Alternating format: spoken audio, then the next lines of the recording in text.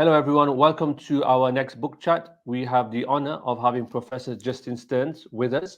We're going to be talking about his wonderful book, Revealed Sciences, the Natural Sciences in Islam in 17th century Morocco. This is part of our Turaf Legacies of Learning project, where we look at the Islamic intellectual tradition, the scholars of the past, their works, and to also think about how their works can contribute to civilizational flourishing in the world today. So it's an honor to have Professor Stearns with us. Welcome. And I just want to introduce him for our viewers a little bit. So I'm going to be reading from the book where we talk about what the book is actually about. So demonstrating the vibrancy of an early modern Muslim society through a study of the natural sciences in 17th century Morocco, Revealed Sciences examines how these sciences flourish during this period without developing in a similar way to those in Europe, offering an innovative analysis of the relationship between religious thought and natural sciences. Professor Justin Stearns shows how 19th and 20th century European and Middle Eastern scholars jointly developed a narrative of the decline of post-formative Islamic thought, including the fate of the natural sciences in the Muslim world. Challenging these depictions, Professor Stearns uses numerous close readings of legal, biographical, and classificatory texts alongside medical, astronomical, and alchemical works to establish a detailed overview of the place of the natural sciences in the scholarly and educational landscapes of the early modern Maghreb, and considers non-teleological possibilities for understanding a persistent engagement with the natural sciences in early modern Morocco. Professor Stearns, welcome. Once again, great to have you. I've read a lot there. Can you just, for our readers, give them an overview of your book before we dive right into it? Well, sure. And first of all, thank you for having me on. I really appreciate it. I think the series is a marvelous idea, and it's a real honor to be here. So I see this book as, in some ways, a continuation of my first book, and is a response to a broader problem of how do we narrate the place of the natural sciences in Islamic societies, following what has been widely and somewhat misleadingly called a golden age of the early sort of centuries during the Abbasid Caliphate, and then more recently the various intellectual responses to the challenges of colonialism that shaped the 19th and 20th centuries. And so in many ways, the intellectual history of that middle bit, that middle chunk, has been comparatively neglected for quite a period of time. And there's been a real difficulty, specifically in the case of the natural sciences, in coming up with a compelling counter-narrative, considering that this is the very time period when Europe kind of has its origin story. And with terms like Renaissance, Enlightenment, scientific revolution, glosses out a certain kind of beginning of what it then looks back to as its modernity and its moment when it intellectually makes a bid for global intellectual hegemony, if you so will. And so the question for me has been, in part, well, what was actually going on in the Muslim world during that time period? And the broader field has been unsatisfied with this kind of Eurocentric notion of decline, but has struggled to come up with a particular compelling counter-narrative. And in some ways, my book is an attempt to add some discussion to this issue. Thank you so much. That was a great introduction to the book, much better than anything that I could put together. So I want to really dive in, if I may, into the first chapter, which is Sure. where you talk about the Moroccan context. I think that's the way the book begins. Can you just give our readers a sense of that world before we actually discuss the chapter? Absolutely. Well, I'll just back up and say, why am I dragging you and your readers through Morocco, of all places, in the 17th century? So part of that, just to continue on from what I was saying earlier, one of the realizations I came to is that our understanding of the intellectual history of the Muslim world during this time period is so poor, and has previously been based on a series of generalizations linked to specific urban areas and specific scholars, that if we wanted to be kind of all social scientists about it and to go about in a comprehensive fashion of trying to address the question, ideally, we would be working through a series of micro histories. And I began this with the delightful illusion that one might imagine a cohort of hundreds of historians, and one saying, well, I'll take Morocco from 600 to 650, and I'll take Tunis, and I'll take Algeria, and just all the way through until you get through India and then head out towards Indonesia, and that everybody would do their own little history, and that we'd get a sense of it. And of course, we're very far away from that. So I thought, well, the very least I can do is to do the part of the Muslim world that I've been intellectually working on myself during my career, and to try to really get into the nitty-gritty of that. Because a presupposition here is that if you're going to try to write a history of the natural sciences, you have to be able to elucidate a kind of a commonplace for many historians, the local context, and not just the local political context, but the local intellectual context. And so the first chapter of the book, what it tries to do is to introduce people to the intellectual structures and organizations in which the natural sciences would have been studied in Morocco in the 17th century. And so it begins with sort of the organizing of the Islamization of North Africa, and then moves very quickly into the building of mosques, and then the development of madrasas in the 14th century with the Marinids. And it makes subsequently two major historiographical points. One is that by the 17th century, centers of Islamic learning are not just urban. All too often we think of Islam as an urban phenomenon, and we often talk about it, and much of it's the legal traditions of fiqh also reflect this bias towards the fact that many of these jurists were sitting in urban environments. But if you look at Morocco in the 17th century, one of the most striking things is we have all of these rural areas which have these centers, these Sufi lodges, zawaya, and as they're called, zawaya in Morocco. And strikingly, these are not just spiritual centers where people come together as part of a specific tariqah or Sufi order to practice invocations and dhikr and so forth, and to focus on their spiritual proximity to the divine. These are also areas where people studied grammar, studied theology, and yes, studied the natural sciences.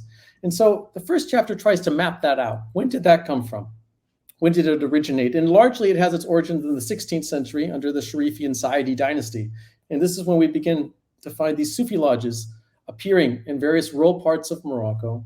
And we also find the state, if you so will, there is no real state, but we find the elite also practicing some forms of patronage. In other ways, though, these lodges are also economically independent. And so you could get an education, a very good education in Morocco in the 16th, 17th century without ever going north of the Atlas, without ever going to Marrakesh or Fez, these traditional centers of learning, but down in the anti-Atlas and then off on the edges of the Sahara in these various Sufi lodges. So that's what the first chapter tries to sort of set us straight, that if we're looking at where science is being studied and practiced, it's not just in urban areas, it's also in rural areas. And we still have today, in some of these cases, the manuscript collections that point to that, manuscripts that were copied, were written, or were acquired in the 17th century, and which point out the connection of these rural areas to broader trans-regional networks leading back to the Mashriq and beyond. Thank you. I just want to go back to the introduction, and it's occurred to me that there's an important discussion that I'm really interested in. And you mentioned three particular academics or scholars working in this area: Khalid al-Ruwayhib, Matthew Mebin Kushki, and Sonia Brentzes, who's also one of our advisors for our project. And you seem to be building on their work. And then later on in the same sort of passage, you talk about this knowledge that is beneficial. And often in my own work, there's always this discussion about dunyawi and dini knowledge, right, this sort of binary. And in your book, you also talk a little bit about knowledge that is beneficial is seen as knowledge that's worth pursuing. I want to know if you could maybe explain that a little bit for us before we actually get into the book. Sure. Just backing up a little bit. So I'll take the second part first and then go back to the first one. Obviously, I'm building on a lot of really dynamic and interesting scholarship that's been produced in the last couple of decades when I came to this project. But the person who first really got me interested and made me think, you know what, I think there's a book here, was a 17th century Moroccan scholar by the name of Al-Hassan al-Yusi, who was Amazigh, or as commonly referred to, Berber, from the Middle Atlas, and who is commonly understood today as probably the most significant Moroccan scholar of his day and age. And he actually figures in Khalid al-Ruwayhib's work as a representative figure of the Maghreb, whose work reached the Mashriq and was influential there as well. But Al-Yusi was a polymath. He wrote on many different things, although not really on the natural sciences. But later in life, he wrote a book on the classification of sciences, and that became quite important. So one of the issues that my book contends with is, well, how do we classify sciences? There are all these traditional classifications in Islamic thought about, you have the ulum al-aqliya and the ulum al-naqliya, for example, or the one representing the rational sciences, which is sometimes also glossed as al-ulum al-awa'il, or the sciences of the ancients, the people who came before Islam, as opposed to al-ulum al-diniya, right? And this goes back to that sort of binary that you were talking about between dunyawi and dini. So what's interesting about Al-Yusi is he lays out in his classification of knowledge, and he says, you know what? Let's actually talk about what is shara'i. What is, and I use the term, this is where the title of the book comes from, revealed. Or, if you so will, you could also see this as religiously licit, right? And I think it in some ways encompasses both of those meanings. And he says, if you think that a revealed or a shara'i science is one which is has nothing to do except for the word of God, if it's just what is the Quran and the Hadith, then you will never be able to come up with fiqh or kalam or any of the other sciences which we traditionally think of shara'i. Those are dependent on things like logic. And in doing so, he was really kind of engaging in a fight with the Egyptian scholar Suyuti from about a century and a half before him, who had been very skeptical of logic. But then Al-Yusi goes even further, and he says, you know, all sciences that are beneficial to the Muslim community, they are shara'i. And so at one moment, kachunk, he just goes through and cuts this Gordian knot of the dini and dunyawi business and says, it's all shara'i. You know, it's all revealed. And it's interesting, you know, this was, there are precedents. I mean, you could go back, you could talk about maslaha, you could talk about maqasid al-sharia. You could go back to these other kind of attempts by Muslim jurists to also think about what is the broader importance of God's revealed law. He's not even really engaging with those debates. He's really just laying out and saying, this is the way I see it. All knowledge is beneficial and all knowledge should be studied. And as such, he's a really useful little classificatory moment that was taken up by people later in Morocco. He's not just a flash in the pan. Other people follow in this thinking. But what it points out to us is that those people who have argued, for example, that the natural sciences are not studied in the Muslim world because they're somehow seen as oppositional or they're seen as philosophy, as falsafa, and they can't be accepted. People like Al-Yusi, sitting here by himself in the 17th century, really looking at these issues, are a really strong counterpoint to that. He's just pointing out that it is licit, in fact, beneficial to study all knowledge that benefits the Muslim community. And of course, he's not particularly the first one to do so. You can go back and find similar things in the Ghazali and in other places, but he does it in a very explicit fashion. He's not being shy about it. He wants you to take note. Of course, he was a very self-confident and intellectual, so he wasn't generally shy in his opinions. But so that was a kicking off point, right? And so once I have that, and I'm like, okay, wait a second. So maybe I've been thinking about this wrong. Maybe the natural sciences, I shouldn't be thinking about them in opposition to the religious sciences. Maybe in many ways they're co-constitutive. They actually are part and parcel of the same enterprise. Maybe studying natural sciences is to study a religious science. And once you start doing that and collapsing these categories and looking and trying to work through Al-Yusi's own categories, new opportunities and new things become visible that hadn't become visible before. And in doing so, I took inspiration from the work of people like Khalid al-Ghayhab, whose big book on the 17th century sort of enlightenment in Islam had showed how there were these innovative thinkers all across the Muslim world in the 17th century, chiefly in the margins, actually, geographically in the margins, who helped revivify the traditional urban centers of places like Cairo, Damascus, Istanbul. And so he was one great inspiration. And I mean, I've been drawing on Khalid's work for a long time. Another one was Sonia Brentius, who's really kind of in many ways, I wouldn't say quite single-handedly, but really has done a tremendous amount by her showing how the natural sciences are studied in institutional settings. And if the previous understanding had been building on, you know, George Makdisi's famous Rise of Colleges about the madrasa system, the madrasas, they were there for law, they were not there for natural sciences. Sonia's work has really complicated that and shown us how the natural sciences were studied and manuscripts devoted to the natural sciences were copied in madrasas, and the natural sciences were studied there. So I'm like, wow, and I can extend that by looking at these zawaya, right? These Sufi lodges and also these madrasas. That's great. And of course, the third one, Matt Melvin Kushki. Matt has kind of been on a single-handed, he's not by himself, but he's really fervently arguing for us to understand the esoteric and the occult as central to the enterprise of studying the natural world in the Muslim world from the 14th century onwards.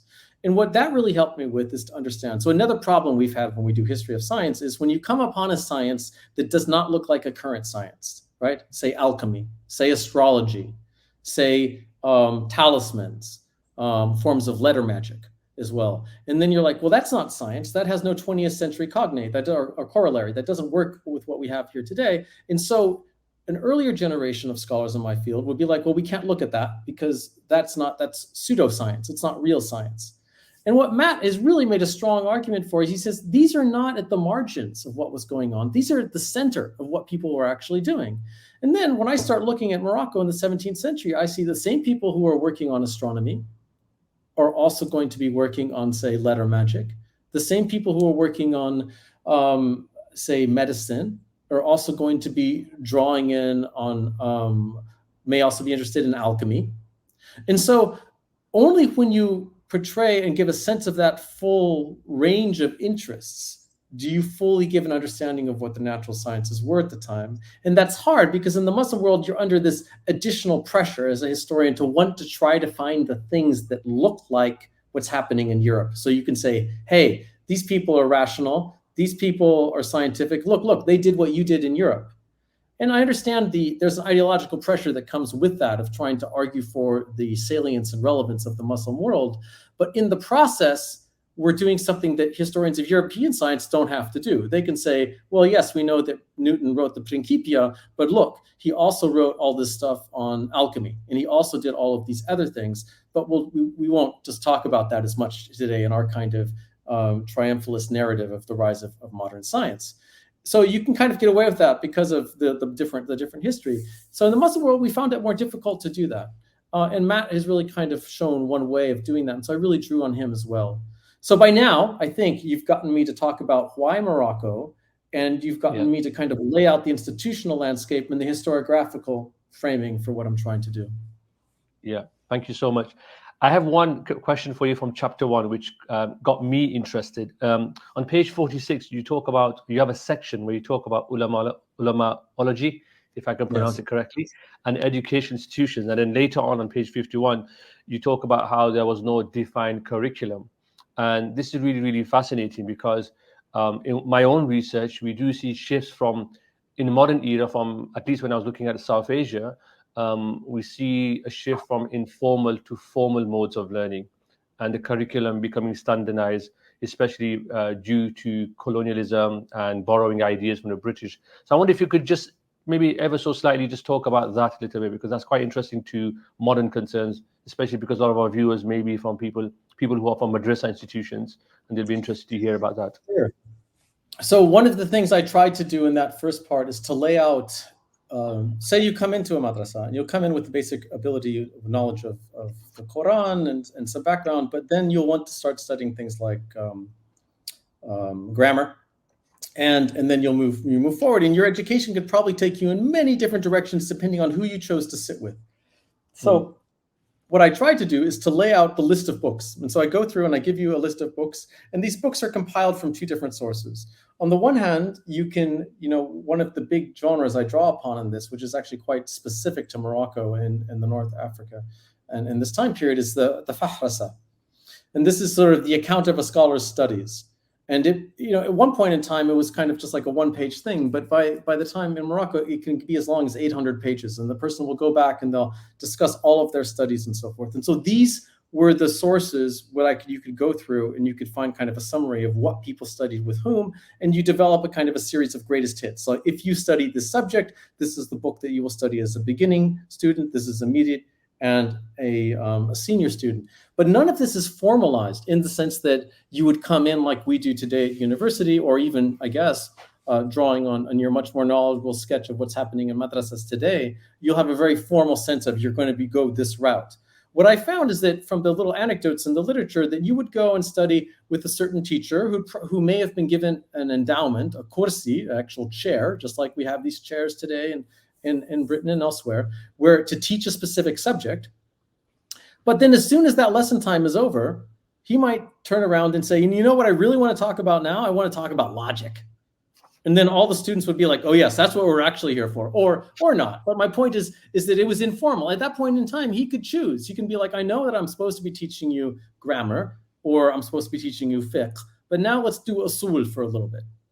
And so you find students, and this is where I think the more informal nature is. I mean, if you really want to become a good student, you're going to frequent those teachers who are well known, and you're going to try to become part of their study circles over time. And that is not a fixed sense. That's much more fluid. So of course you will get, at the sense, you will get, prominent teachers who will give the ijaz al-amma, right? Like a general dispensation. You've studied everything with me, go and teach everything. But we also find that there are a greater variety of ways through this system.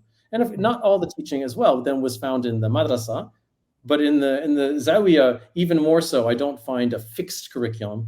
I just find that scholars of a certain level will have tended to have read a certain series of books. And from that, we can generalize and say that a knowledgeable person would have been exposed to the following books in both the so-called religious and the so-called natural sciences.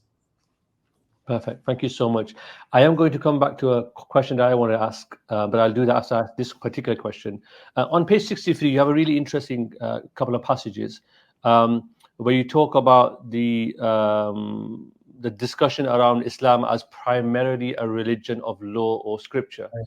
Yeah. And then later on, you sort of talk about few students of Islam or the Middle East continue to profess such a narrow understanding of the Islamic tradition, but the legacy of such descriptions continue to influence the presupposition of much scholarship in the field today.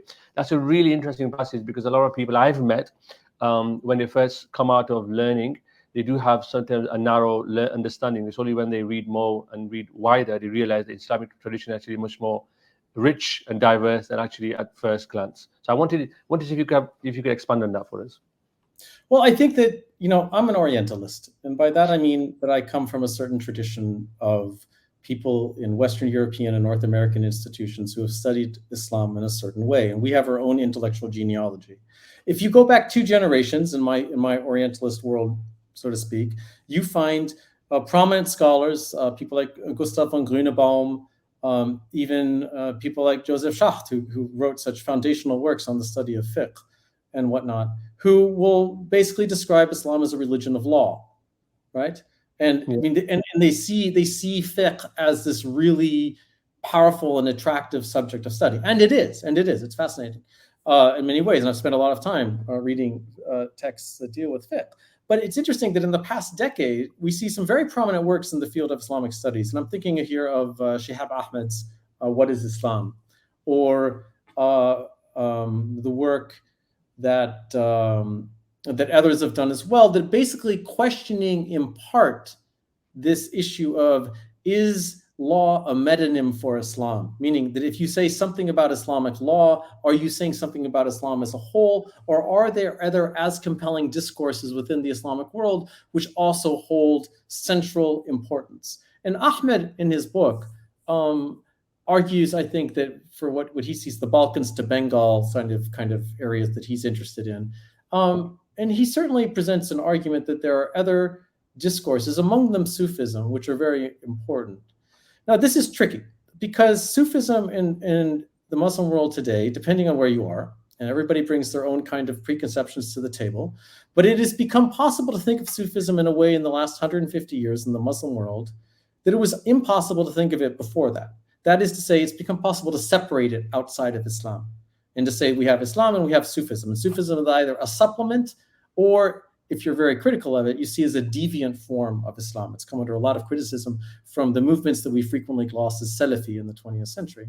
But in the period that I'm looking at, in Morocco in the 17th century, in the centuries before it and in the centuries after it, almost everyone in Morocco, North Africa, and I would argue actually for much of the Muslim world tout court, just overall, has some link with Sufism. That doesn't mean that you're going to a Sufi order, you're practicing dhikr with a sheikh, or that you've taken a khirqa within a specific tradition, but it does mean that you're familiar with the discourse of Sufism, that you accept it, that you have gone to you've gone on pilgrimage to a shrine, or that you're familiar with people invoking saints, you know the stories. It means it's part of your intellectual worldview, and it's not rejected in the way that it has become, like many of my Muslim students today, where I feel like I have to start from the beginning and try to explain what Sufism is and where it comes from.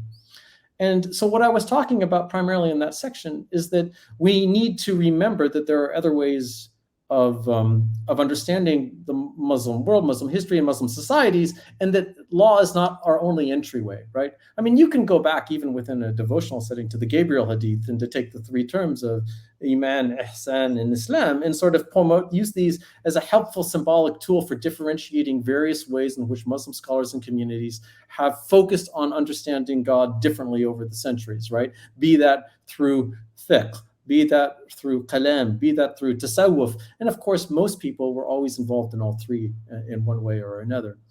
That was part of it. Now, you note that I put that note in there in part to justify the fact that I was going to immediately turn into fiqh, because much of that chapter then takes up the natural sciences and says, look, these are natural sciences. These are the legal texts in which the natural sciences are being discussed. These legal texts are being produced often in zawaya, Sufi institutional settings. All of this is to blur some of those easy binaries that people have erected in the contemporary period when we study Islamic civilization, of saying that Muslims do fiqh over here, they do tasawwuf over here, they do Sufism over here, and then they do the natural sciences over here. And here, no, I'm finding, legal scholars in Sufi settings teaching and studying the natural sciences. It's all part of the same civilizational sort of enterprise for them at that time period. So we have to elucidate that and clarify that to a reader who's going to be bringing very modern understandings both of religion and specifically of Islam to the table. Thank you so much. It's wonderful. At the end of the first chapter, you have an excursus, which I just want to delve into a little bit, if I may. The title is The Poverty of Intellectual History as a Series of Great Men. And I think here you explore the self-evident proposition that summarizing the achievements of major scholars results in an insufficient understanding of a field of study. I wondered if you could just maybe explain that for our viewers a little. So the point of these excursi is really to take up these broader suppositions, which I'm hoping everybody would be aware of. But what I've found over time reflect questions and that general audiences have, because I, like many, would like to fool myself into believing that general audiences would pick up this book. But also to help specialists become to be clear to them about what my presuppositions are about what I'm doing. And with, for example, the work of Sonia Brentias that we referred to before, we have a switch from reading individual great authors and more to getting a sense of, well, how did these ideas circulate? How were they taught? How were they studied? How were they turned into smaller commentaries that were then further circulated and commented upon? And part of what that first excursus tries to do is to say, one of the reasons why we have written a certain narrative of the history of the natural sciences in the Muslim world is that we focused on these great men. How many books do we have on Ibn Sina? How many books do we have on Ibn Rushd? How many books on Ibn Taymiyyah or on, Al-Biruni or Al-Kindi or whatnot? These are the great men that I'm talking about. And I'm trying to say, let's move beyond that and to look at how the natural sciences function in society outside of these particular moments. And of course, it's supposed to be an especially effective intervention here because the 17th century is not known for any great Islamic philosophers in those general narratives. But ideas, and when I say philosophy here, I'm also including within it all of the natural sciences, meaning, astronomy, but also astrology, also alchemy, but also medicine. And that these here are then, how are they then studied in the absence of any such great man who has previously defined our narrative? Now, it's always men, and I'm afraid I do not bring to the table any female scholars in this book. And that is a direct result of the sources that I'm working with, where rarely, if ever, there's a few mentions in the biographical literature of female scholars who studied the natural sciences, but not of any works authored by them. So unfortunately, they occupy a rather marginal position in my narrative. Thank you. Thank you for raising that. That just shows the importance of how much scholarship needs to be done when it comes to female scholarship and their involvement. I'm going to move on to chapter 2, which is a really fascinating chapter, by the way, constructing knowledge in Morocco between the 16th and 18th centuries. And I wondered if you could just give us an overview, because you do introduce an important person here, or a number of important people, but someone that's very, very important. But you also talk about the division of knowledge, or the genealogies of knowledge as well. So I wonder if you could elaborate a little bit. This goes right back to what we were talking about at the beginning, right? I mean, in Islamic general, if you go to read any of the books that you'll find about the division of knowledge in Islamic thought, you have these binaries, right? And how do you break it down? And these are interesting. These are many of these structures either go back to somebody like Al-Farabi, who has divided up the philosophy essentially into the divine sciences or the mathematical sciences and the natural sciences. And the natural sciences are always the ones at the bottom because they're the ones who deal with physical reality. That's what medicine is. That's what physics is. It's with objects, right? Whereas mathematics is with abstractions or with observing the, and astronomy can go back, is usually in the mathematical sciences. Astrology is usually in the natural sciences. And then, of course, you have the sciences to deal with the divine. And then later we have Ibn al-Aqfani, who actually blends this up a little bit, and in the natural and the religious sciences get pulled together. And so what I was trying to do in the book as a whole is to see, well, how are the sciences, where are they studied? How are they studied? How are they divided up? And then subsequently, how do they appear in in law and in this verb, which despite all of my caveats is still a very important discourse. And then subsequently, what did people actually write when they wrote the natural sciences? So in this second chapter, it's really about elucidating what examples they were. And so the prime place here goes, of course, to Al-Yusi, whom I introduced at the beginning, who is this 17th century scholar who writes this book at the end of his life, is the Qanun, on the study of what you might call a breaking down of different ways of structuring the sciences, and that's where he makes his argument for all sciences that are beneficial being revealed. But there are other people as well, and there's this guy, Abdurrahman al-Fazi, who writes this long poem called the Uqnum, in which he goes into and gives all sorts of sciences, throwing the religious and the natural sciences together. It's less systematic, but it's very suggestive in terms of the breadth of his interests.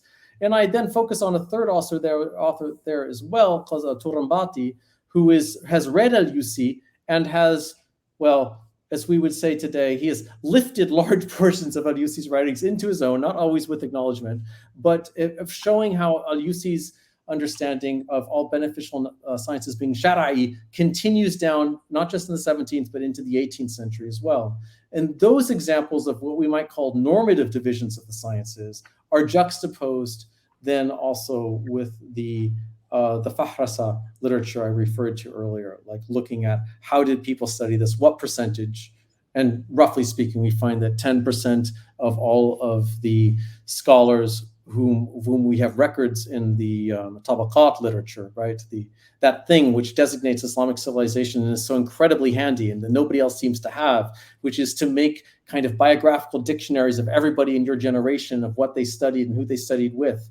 They're an amazing resource that we've only really begun to fully use, but also that goes back to your invoking ulamology, which was Stephen Humphrey's term, I think, where he was actually using it back from George Makdisi, that comes all the way through. That is what comes into that chapter, and it really tries to give a sense of the presence of these sciences as more fully institutionalized in a whole generations of scholars in the 17th century. Yeah. I have a question. I've always wanted to ask this question, and I have my own answers, but I'll ask you to mention it. The tabaqat, what do you think the tabaqat does for Muslims? I mean, it can be approached from different perspectives, but what is the function of a tabaqat? Yeah, that's a big question. I'm just fascinated by tabaqat. I mean, I think that early on, it clearly has a specific function of trying to write the history of the religious community by preserving a memory of the people who were the Sahaba, right? Because that's how it starts. If we go back to the 9th century and we take a look at this, and you want to be able to say, like, these are all the Muslims who knew the Prophet. These are all the Muslims who knew the people who knew the Prophet, the Tabi'un, and then on it goes, right? That may have been its beginning, but what does it become over time in different places? Because one of the things I find fascinating is you have these comprehensive tabaqat where they're like all important Muslims for the 8th century or whatever. But then you also have these really geographically specific tabaqat, like all of the Muslim scholars from this particular valley or this particular place. So obviously the tabaqat as a genre is being used in different ways there. Part of it is going to be regional and local pride or the desire to preserve the heritage of that region. And part of the other one is going to be able to be like a who's who, like who's in and who's not. And there are some that try to be utterly comprehensive, and they get to be very long.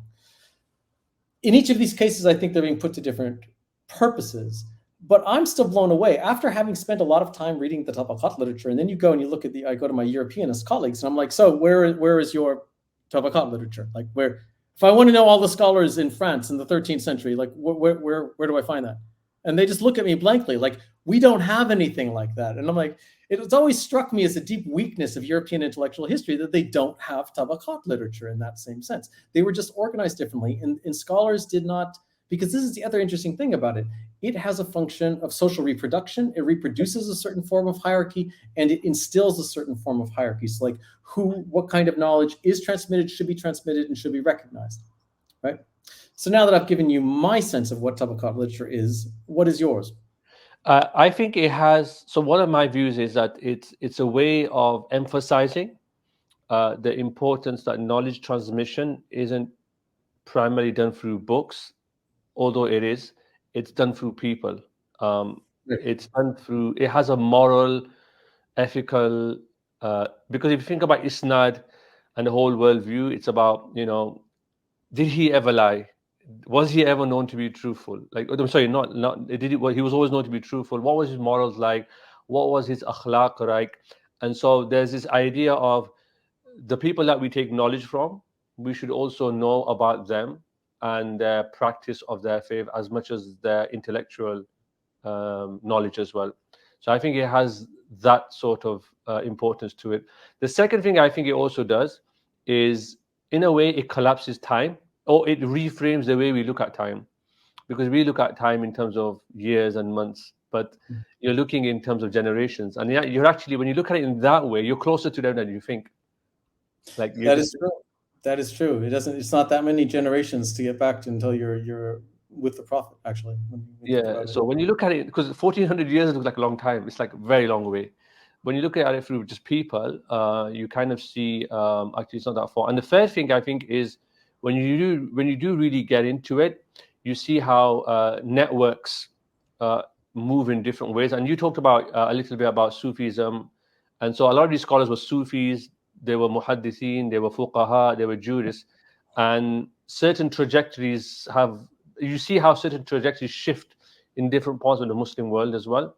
So, for example, in South Asia, you have moments where it's very rational, but you also have Sufi tariqas moving along as well in their own little ways as well.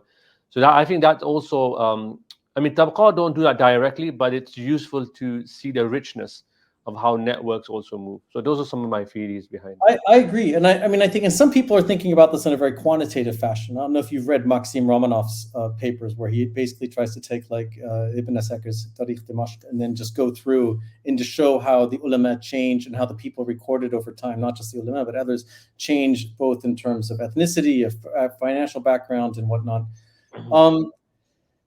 I'm obviously not doing anything that large, and I think that when you move away from the actual works to these broader narratives, things can get, you're telling a slightly different story.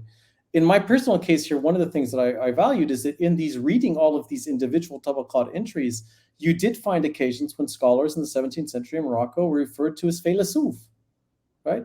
Now, when I began this project, I would not expect anybody to be self-consciously referring to themselves as a faylasuf in a work which is sort of designated to include ulama, people who are religious scholars, because that term had fallen out of favor amongst people following philosophical conventions earlier. But here we find it again. It's being used. It's being used. Not only is it being used, but other scholars are saying it of other people and are not judging it. It's coming in as a neutral term.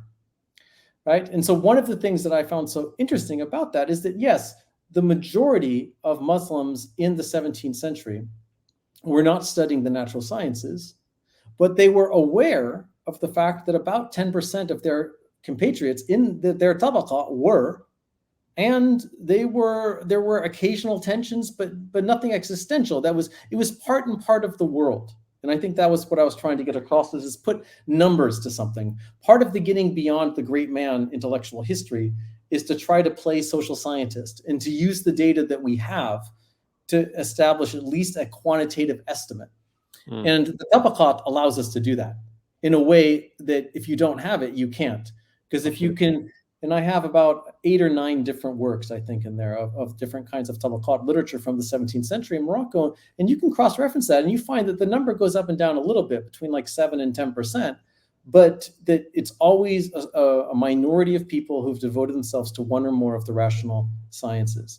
rational and natural sciences. So I thought that was, for me, an important finding. In an ideal world, again, we would have that same analysis of the regional and occult literature for every part of the Muslim world, for every century, from the beginning until now, and then you'd actually be able to feel like you were making these meaningful, putting numbers to all of these observations. Now, clearly, that's the kind of project that would require generations and massive teams of students and colleagues to do. But that was what I kind of wanted to give an impression of. Well, this is one way we can describe the presence of the natural sciences. Yeah, perfect. Thank you so much. I'm still going to stick with this chapter because on page 88, after talking about Al-Yusi and his definition of the Islamic sciences and division, you come back to this point, which I think is very, very important, about all knowledge that benefits the Muslim community should be understood as Islamic. And yes, that got me in trouble with some people. Yes. I don't want to get you into trouble. No, I think that people underestimate the creativity of pre-modern Muslim scholars, and I think that we're so hampered in by our current conceptual baggage that when we find people looking at this issue from a very different perspective, we're like, wait, they can't be saying what they're saying. And I'm like, no, that's exactly what he's saying. I spend some time with that passage because I really want the readers to get a sense of what Yusi is saying is that, look, obviously God has created everything. All knowledge is from God. And if anybody with a basic understanding of Islamic theology understands that we were, if you've read the Quran, that we were all taken from the side of Adam at the beginning, and we all affirmed that we are Muslim. This shouldn't really be an issue. And so for Al-Yusi then to say that all, the astronomy, the astrology, the alchemy, the medicine, going back to Galen, going back to Ptolemy, to all of that, that's all Shara'i. It's all revealed. God revealed it. It doesn't matter where it comes from. It doesn't have to come from a Muslim scholar. It's all revealed, and it all benefits the Muslim community. It's interesting to see where Al-Yusi draws the line, because there is going to be a line, and the line comes with magic. He says, like, magic is something that you cannot practice. You should not practice magic, but you should study enough magic to understand when somebody tries to use it against you. He does not say that magic does not work. That's not what he says. But he says that you should not be doing it, because doing it obviously involves directing your intention to something besides God. So my point was that Al-Yusi really does, it's a revolutionary idea perhaps, but he really does believe that all knowledge that benefits the Muslim community is from God, and therefore is licit for the Muslim community to study and to practice, with the exception, and that's where magic comes in. I'll try that word again. Where magic comes in, because when magic comes in, you are turning your intention towards something besides God, right? You are. What is magic? What magic is basically trying to invoke jinn. It's trying to invoke demons. It's trying to invoke things, active agents other than God.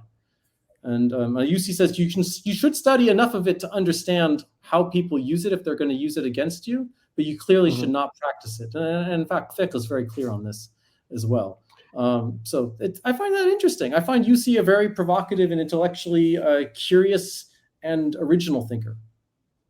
Yeah, and that's interesting. I mean, in your conclusion, you do talk about the M word, magic, and in that chapter. And a lot of Muslims, even Muslims would today, would have they would take issue with such sciences. And I mean, I know a lot of my teachers, for example, would read books, or they would write little. I mean, I have them, like little passages where they would use numbers. And you actually find this in our tradition. When I talk about our tradition, I'm talking about South Asian tradition, where scholars would talk about the stars and the planets aligning, and things would happen that would predict the birth of an important child or a scholar. So I just wanted you to talk about that, because a lot of people would find this, especially in what we call a disenchanted world. They find these very, very interesting. That's true. I mean, if you have been reading your Weber recently, you will know that religion has been on the outs ever since the beginning of the 20th century. Now, the last couple of generations of scholars have made a very strong argument that that's not the case. And in fact, we live in a more religious world than we ever did before. Magic is a test case. It's interesting because magic is what you cannot do. But what you were talking about is astrology. And there were strong views for and against astrology in the Muslim world. And for Al-Yusi, sees nothing wrong with the idea that God would have created in his habit a connection between the alignment of certain planets and certain earthly events.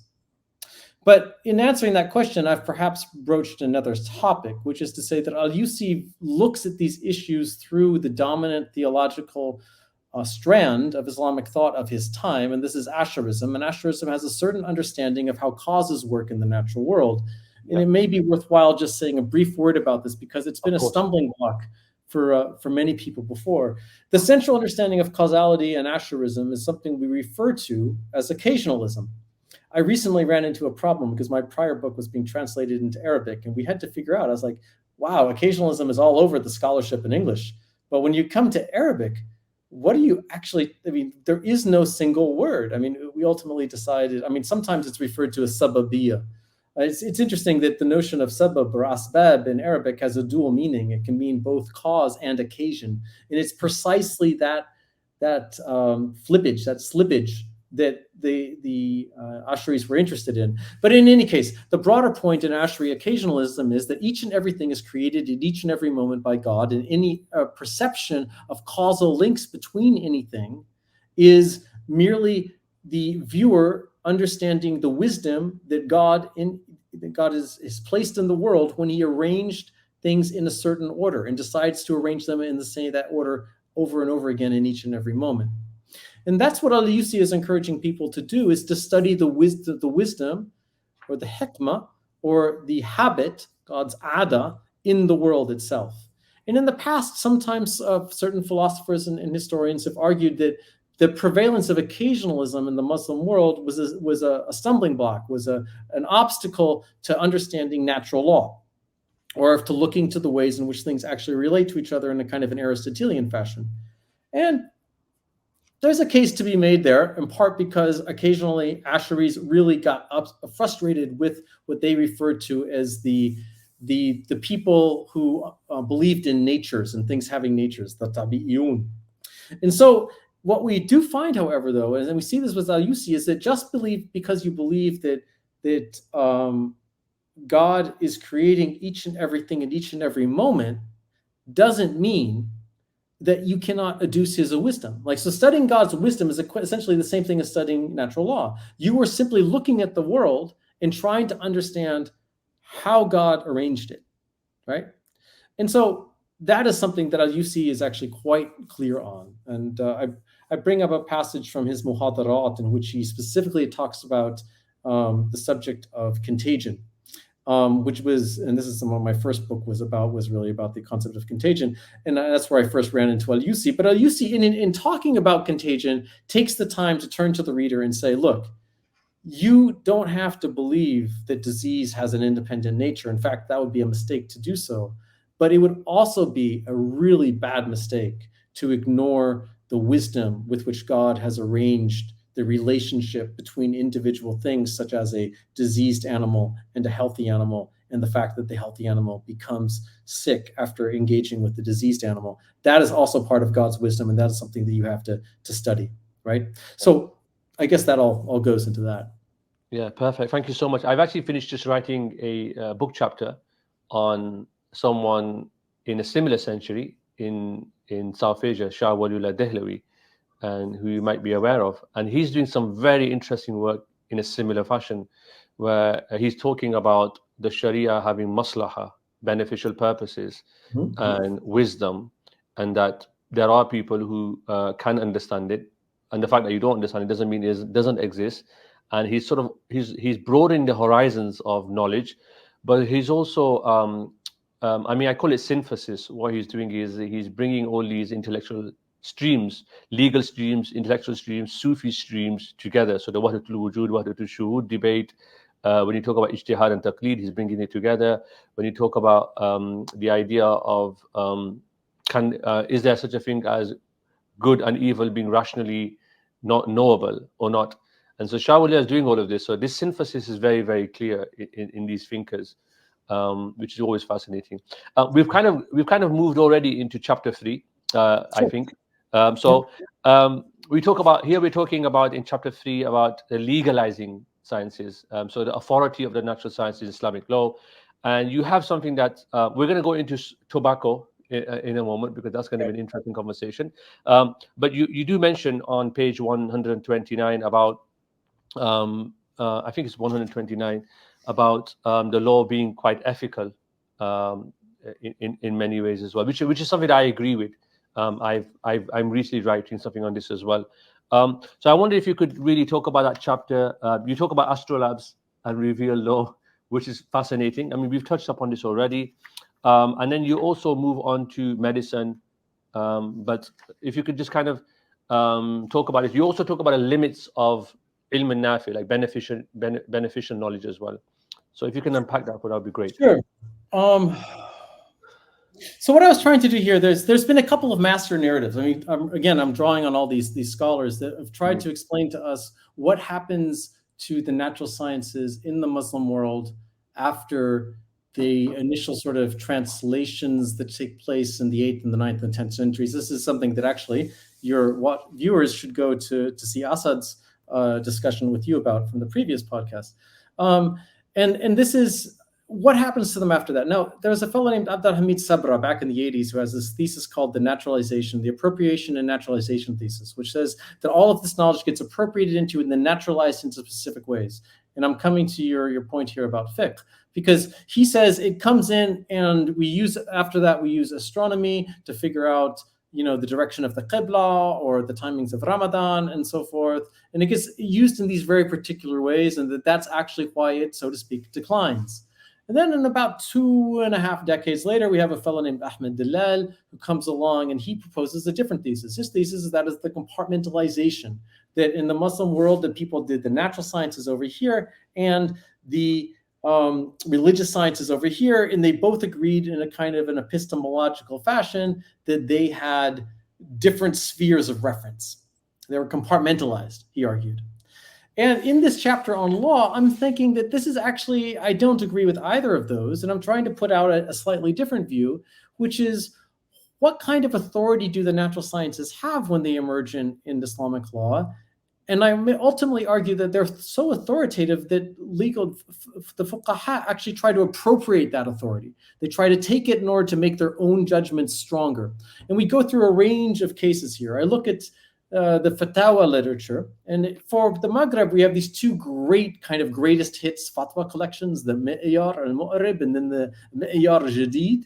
One is a 16th century text, the other is a 20th century text, and between them, they cover almost 1,000 years of Maliki opinions on a wide variety of issues. So they're not the works of individual scholars, like sometimes you have a collection of fatwa of one scholar. These are like the greatest hits, literally the best things that you ever could read.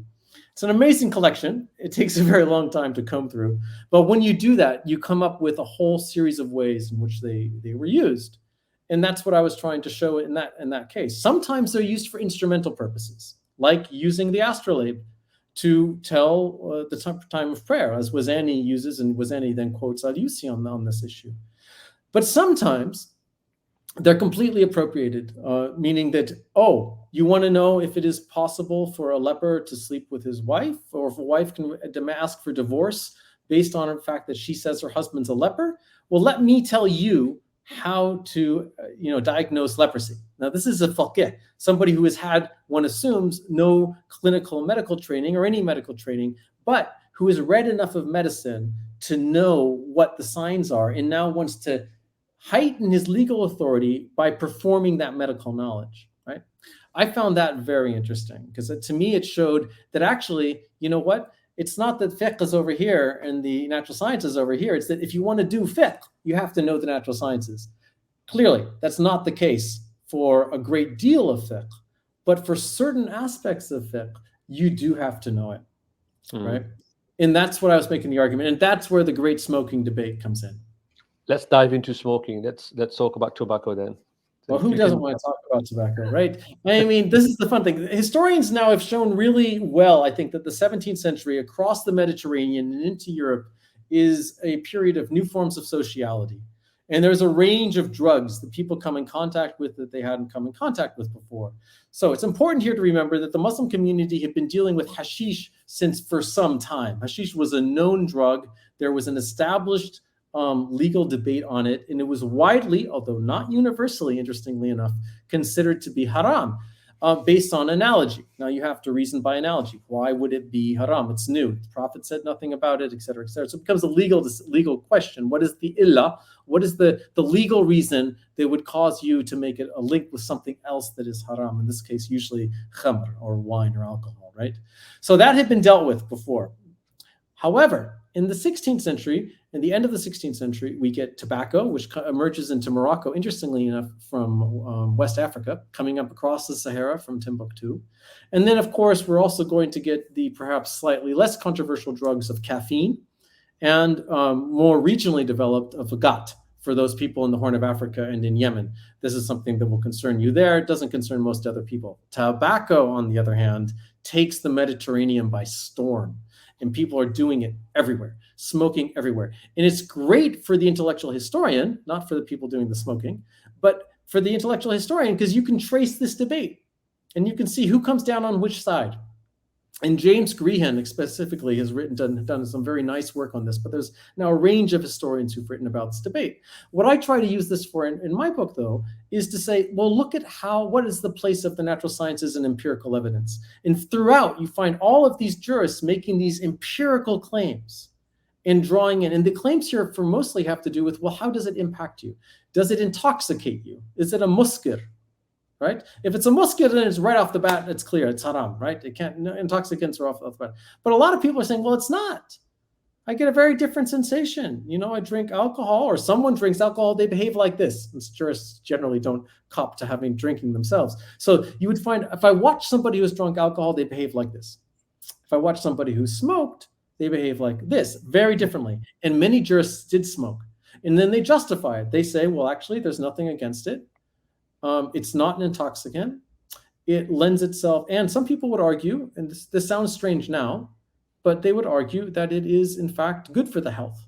And they report, I mean, it gives you a sense of greater expansiveness of the lungs. It opens everything up. Some people even report seeing it being used to expel insects or things from the lungs. They see people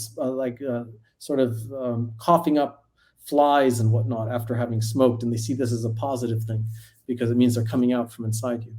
So based on the empirical evidence of the 17th century, and actually tobacco had a good run of it. I mean, it made it all the way to the end of the 20th century, really, before the empirical evidence was fully accepted across the board. But based on that, it's an open debate. And what is clear is that in that debate, being able to refer to the natural sciences is key. And if you can't do that, you're not going to be making a compelling argument in fiqh. And I play that out and show that how that works out through all of these different Moroccan sources. That's wonderful. Thank you so much for explaining that for us in short terms. I want to go to this excursus that you have, and it's an interesting one. This is the third one, I think it is. I think the title is Kun and the History of Science in Islamic Societies, and we're talking about this idea of progress. And his way is, I think you argue, it's useful because it allows us to think beyond the category of progress that has limited many previous debates regarding natural sciences in post-formative Muslim societies. So I think if you can just, for our viewers, explain what post-formative is, and then maybe explain that Sure. So when we think of Islamic civilization overall, we generally look at it as a beginning. This would be with the emergence with the Quran and the Prophet in the first century. And then there is a formative period when Muslims respond to and develop ways of understanding the significance of revelation.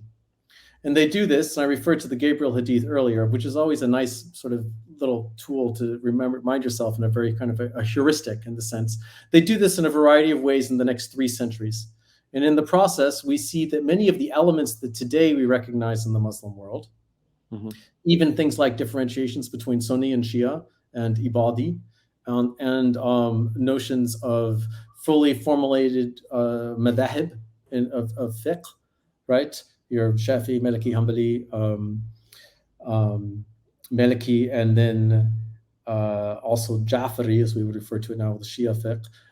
those come into being, and our understandings of the schools of law in terms of the Mu'tazila, the Ashariya, and the Maturidis also. So the formative period is generally when those are developed, and we also find tasawwuf becomes an actual thing with turuq and whatnot.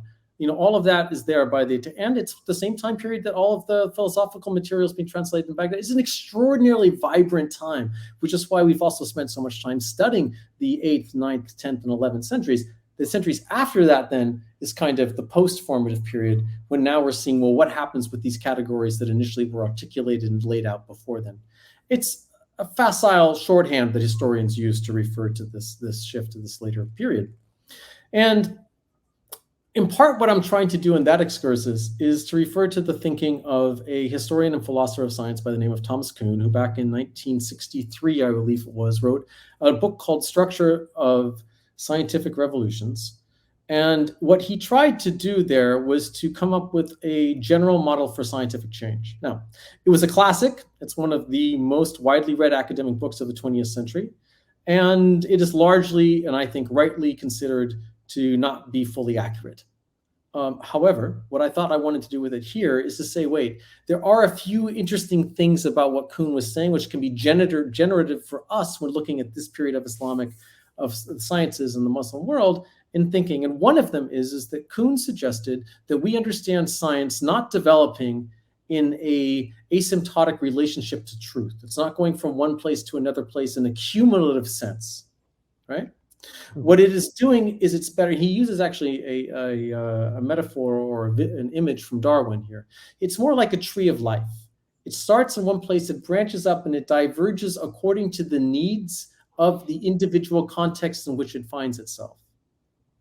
Now, when you get to the end of one of these branches and you look back, then it can give the impression that it has gone from one place to another. But if you were looking at all of human society, you will see that it is splintered off and it has taken all of these different routes, what Kuhn would refer to as paradigms, which is not a term I really use or interact with in the book. What I find useful about this is if we want to get beyond the narrative of the natural sciences being in decline in the Muslim world in the post-formative period, then we need a different image to be able to present to readers and to thinkers to go forward, so that they're not simply saying that what happened in the Muslim world is a bad version of what happened in Europe, which is, to be fair, kind of how we do a lot of our intellectual history. We look at what's happening in the Muslim world and we're like, well, where is the thing that looks like Europe? This is Eurocentrism classic. And so what Kuhn says is that actually, if we take that model, Kuhn's model, then what we're seeing in Morocco in the 17th century is actually that the natural sciences are doing a remarkably effective job of fulfilling the needs that the people of the time have of them. And that's what it's doing. They're flourishing. And they're not flourishing just because they're being used for religious purposes. In fact, if we follow Al-Yusi, anything that benefits the Muslim community is a religious purpose. And so they're flourishing in all sorts of dynamic ways. They're just not ways that map onto what looks like what is happening in Europe all the time. Sometimes they overlap, but often they don't.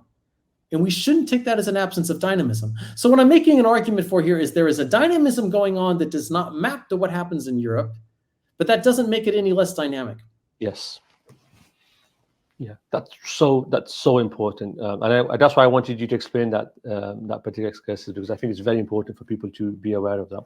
We're coming to the 4th chapter, which is where you engage, I think, in a close reading of works on natural sciences that were produced in Morocco in the 17th century. You talk about astrology, alchemy, but also astronomy and medicine, and you also talk about important figures. One of them is Muhammad bin Sulaiman al-Rudani, whose work, though it was written in the Ottoman East, returned west, and it was preserved as well. So I wanted you to, if you don't mind, talking a little bit about that. I mean, you introduce other people as well who talk about astronomical and alchemical works as well.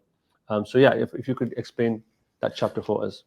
So what I tried to do in this 4th chapter, I remember when I presented an early version of this project, actually to Sonia, of all people, and Sonia pointed out, and she said, you're talking around the sciences, but you're not talking about the sciences. Like, what did people actually produce? And I was like, well, you're actually right. This is something I have to do. And this was more of a heavy lift for me in some ways, because, and this is where I think that The reviewers who have found fault with the work are probably on their firmest ground, is that these close readings could have been done better. But I was working as best I could with the material that I had in the context that I had.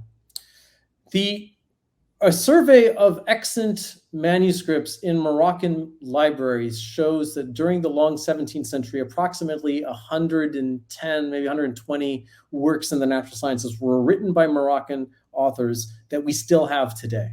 Okay, so these are independent new works that are written at the time period. Some of them are quite short, just a few pages. Some of them are hundreds of pages long. And what I tried to do in this fourth chapter is give a sense of their nature, and their scope. So I wanted to bring in two texts which relate to sciences that perhaps don't map most easily onto the contemporary notions of science. That's why we look at an alchemical text. But we also look at the astronomical work of Rudeni, and briefly look at a kind of a sphere that he built out of paper mache when he was living in Medina. So Rudani's an interesting guy. So he comes from rural Morocco, and his text on astronomical text does find its way back to a zawiya on the High Atlas in Morocco. This is the Hamsawiya Ayashiyya Zawiya, which was a spin-off, so to speak, of the Dela'i Zawiya from the Middle Atlas. And so we're finding this, and I was actually able to travel to the Middle Atlas, to the High Atlas, and go to this Zawiya and see this copy, which is still preserved there from the 17th century. And you can find in this rural area, you have this very technical astronomical work showing that he carried out astronomical observations in Morocco about the sites of different cities in Morocco and so forth, and tried to create something like a ziij, if you so will. And that is to say, a table, not in some form. So what I tried to do here is to give descriptions of individual works in the natural sciences and also where they stand in relationship to each other. And I do this with a medical text, I do this with alchemical text, and I do this with the astronomical work of Rudani at that time point, to give you a sense of, like, after we have all this buildup of how knowledge is transmitted, of how knowledge is classified, how natural knowledge makes its way into Islamic law, and then here are the actual texts themselves, which are being produced and circulated at that time. Perfect. Thank you. On page 181, you have what's called, you have a section or subsection, teleological categories, science, religion, and magic. And you talk about three moments, which I found really, really fascinating, by the way. Again, going back to our favorite word, magic, and the occult sciences. I wondered if you could just maybe talk about those moments a little bit, and then you move on to astronomy and so forth. But I wonder if you could talk about that a little bit for us. I think that this is a broader issue, which I think that anthropologists have in many ways done a much better job on than historians, and historians continue to borrow from anthropologists.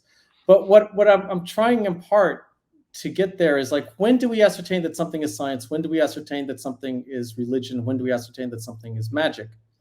And these are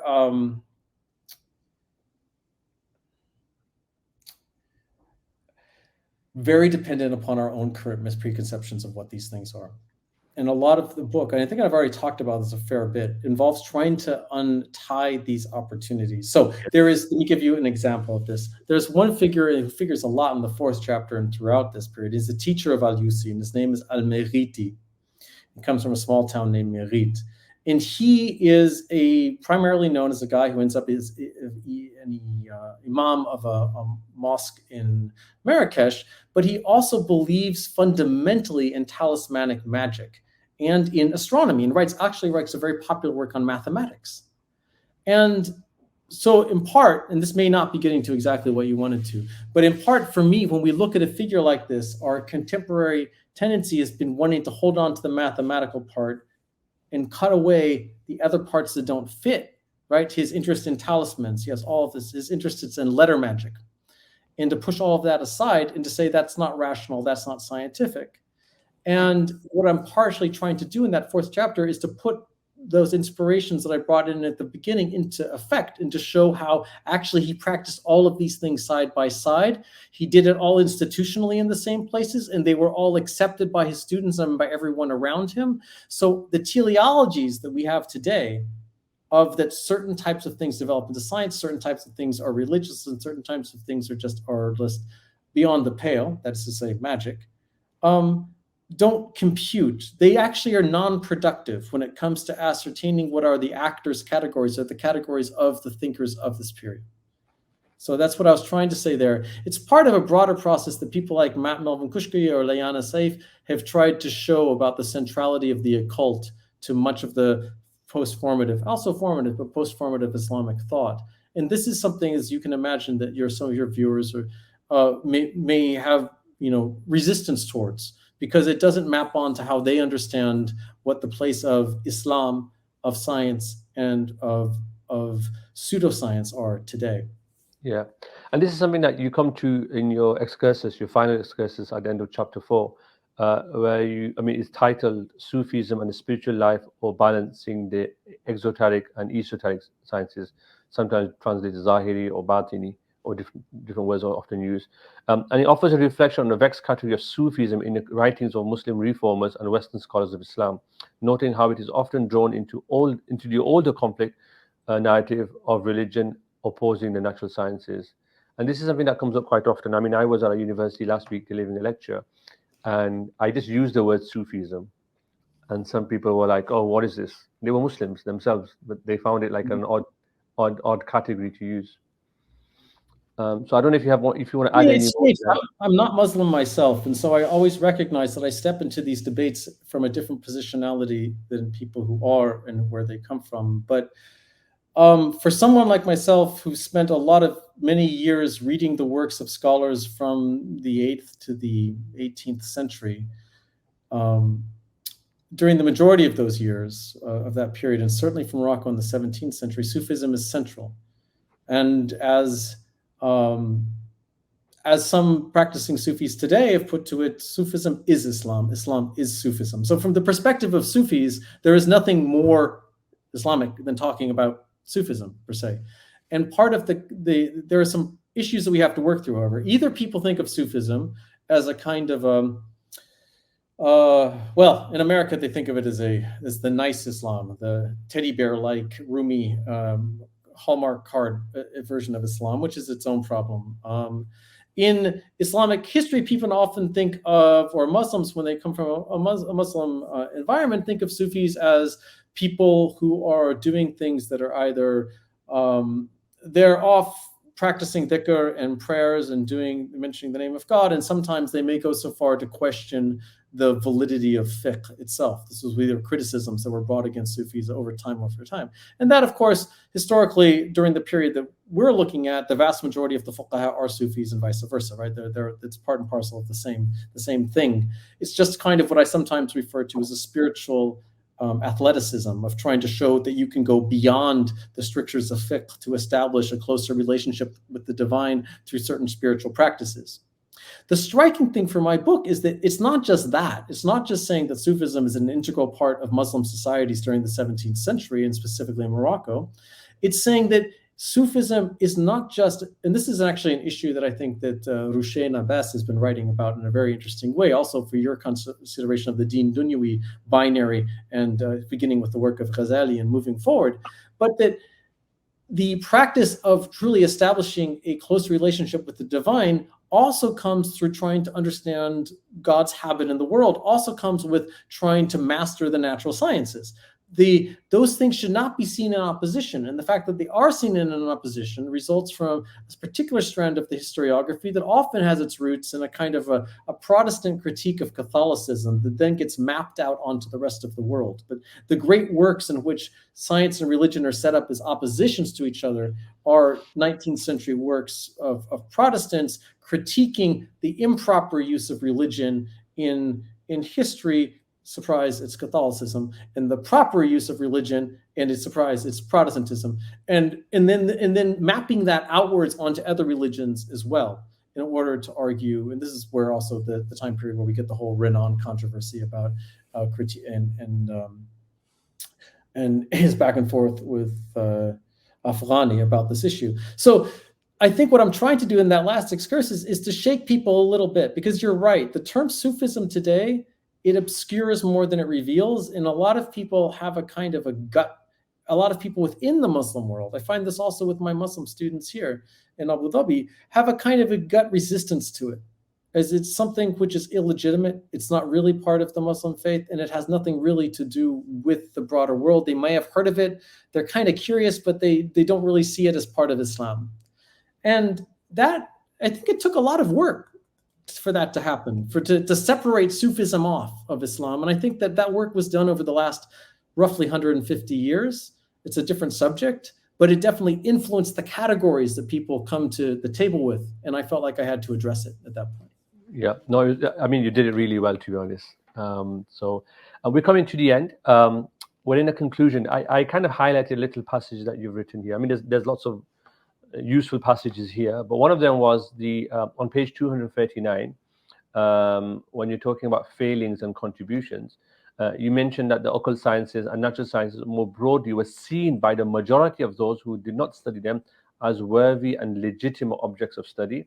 This is attested to by their presence in the biographical dictionaries and categorizing of science. And I think we've talked about this already, but I think that's an important point of emphasis, that I think a lot of people who study Islamic intellectual tradition, or people from within the Islamic education system, are not aware of. And they sometimes, a bit like Sufism, what we've been talking about, they have a sort of adverse reaction to this. And then you talk a little bit about the Wahhabi reform movement, just below in the past. I wonder if you could just end maybe on a few reflections beyond what I've said here, but on your own conclusions, how this relates to our project, but also like areas for further studies that might require research. Well, I think that to be a historian of Islamic societies puts you in under a particular series of stresses or pressures or tensions when you're looking at the history of the natural sciences in the Muslim world, because you feel an intellectual need to be honest and true to the categories used by the individuals that you're looking at, and to represent the breadth of their intellectual interests as well as you can. At the same time, you're also aware of a broader set of pressures brought on you in your field, one where Muslims have a long history of being represented in the broader history of science as not as rational or as open to the natural sciences as, say, Christians in Europe. And what that means is that we have to be exceptionally nuanced in being able to thread that needle. And that we should try we need to make the period, these figures, like you were talking about Shawali and myself with Al-Yusi, we need to make them legible, and we need to make their intellectual achievements legible and appreciable to a general audience, while at the same time not reducing them to something that people are looking for now as symbols of modernity from Islam past, but giving them in their full complexity, with many of their intellectual interests that do not necessarily map onto contemporary questions that people find important or valid. And that's a formidable challenge. And it's only one that I think we're going to be able to make as a community of practitioners, of historians and intellectuals over a sustained period of time. And in part, it will begin with convincing people that this period, this post-formative period, is worthy of study in its own right, and that it is worthy of study also, but maybe even particularly when it diverges from the intellectual paths that were taken by European scholars, right? We don't, and that I think is the task. One of the most heartrending things in some ways for me over the past decade has been to watch, for example, the 1001 Inventions, which is a kind of a traveling exhibition about the contributions of Islamic science to world science. One of the things it does, it has its many problems and it's ahistorical, but one of the things it does, which is for me, when I see the many school children who are brought through it, is it also brings a narrative of decline with it. It presupposes that after the 12th century, nothing really interesting happened in the Muslim world until the 19th. And that, I think, precisely the work on figures like in the 17th century that we're talking about puts the lie to that and makes a much more interesting and complicated story. And one which is going to take a lot of us, because a lot of the source material I was working with for this book was in manuscript. And it just takes a lot longer. It takes a lot of time. We all have to work together on it. So I guess if I leave you with anything, it would be that. I mean, come join us in discovering like the richness, the intellectual riches here of the post-formative Muslim world. Wonderful. Thank you so much, Professor Stearns. We've actually spent longer than we planned to talking, so that's a sign that we've had fun, I hope. Yes. I just want to say thank you to yourself. I know you're very busy, so I appreciate the time that you've given to us. You are part of our project as well, so we'd love to keep you involved and hear more from you. To our viewers, we'd like to thank you for watching. Please do like, subscribe, and comment where you can. You can also access our project page to hear more about our project, and we'd love to hear from you. With that, I'd like to end. Professor Stearns, once again, thank you very much for being with us. Harun, it was a pleasure. Thank you so much. To find out more about this exciting project, you can visit the Legacies of Learning webpage by scanning the QR code at the end of this video or through the link in the description below.